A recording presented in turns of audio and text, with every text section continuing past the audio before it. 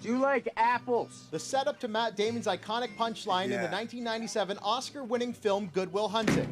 Well, I got a number. How do you like them apples? The famous bar scene filmed along Front Street in Toronto. Just one of many popular movies partially or wholly produced in the city, like the classic Lindsay Lohan teen rom-com Mean Girls.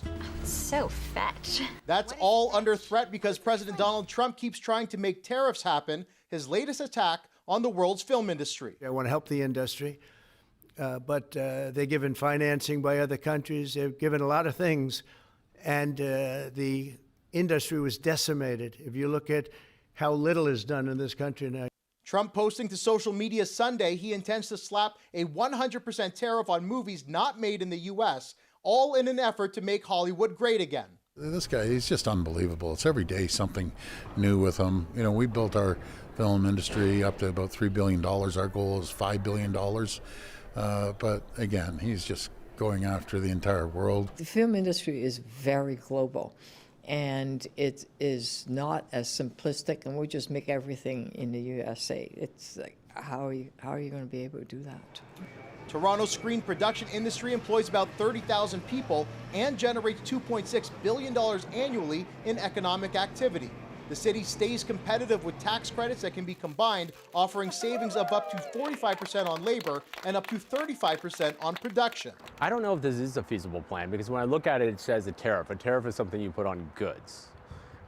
You know, how the industry, the international industry works, I mean, we're not creating a good here, we're creating a movie. Tax credits plus skilled labor have helped boost production of American films in Canada. On the flip side, Trump is right that production of U.S. films is plummeting, down 26% according to ProdPro. That's a company that tracks TV and film production across the world. In a recent survey conducted of studio execs, it found that Toronto is the preferred destination to film at, plus no U.S. city even cracked the top 5.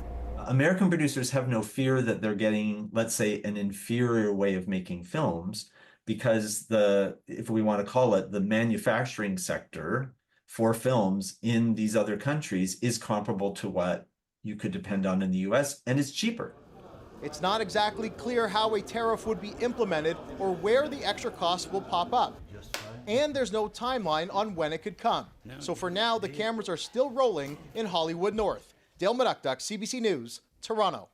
I don't want to be here today, but I'm forced to be here.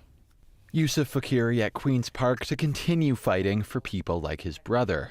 Solomon Fakiri died at the hands of guards in Ontario's Central East Correctional Centre in 2016. His death was ruled a homicide at a 2023 inquest, which does not assign criminal responsibility, but made 57 recommendations to prevent similar deaths. His family says what happened to him could have happened to anyone in mental health crisis, and Ontario hasn't properly implemented the recommendations to prevent it.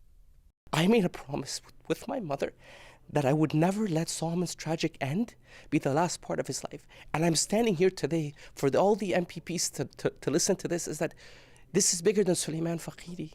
Solomon suffered from a combination of schizophrenic and bipolar symptoms. He died after being repeatedly struck by guards, covered in a spit hood, and left shackled. The Fakiri family is joined by 36 civic organizations from across Canada in calling for an apology from the government and more transparency on the recommendations. Solomon's death reveals a truth that many may not want to hear. Inhumane treatment abounds in Ontario prisons.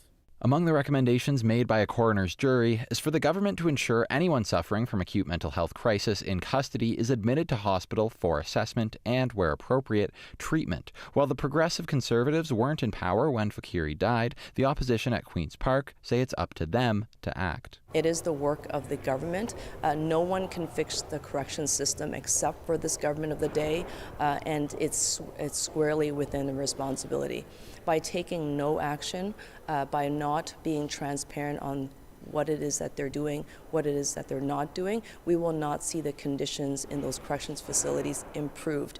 For Yusuf and his family, even some communication from the province would be a step forward. The government to this day has not responded to Solomon's mom or the rest of my family into Solomon's tragic death, nor have they issued a public apology, which my family deserves. He died under their care, under government care. The Solicitor General's office didn't directly respond when we asked if the family would be receiving an apology. They said millions have been spent on improving Ontario's jails and that a new division has been created to provide mental health support to inmates. They also said that what happened was a tragedy and their thoughts are with the Fakiri family.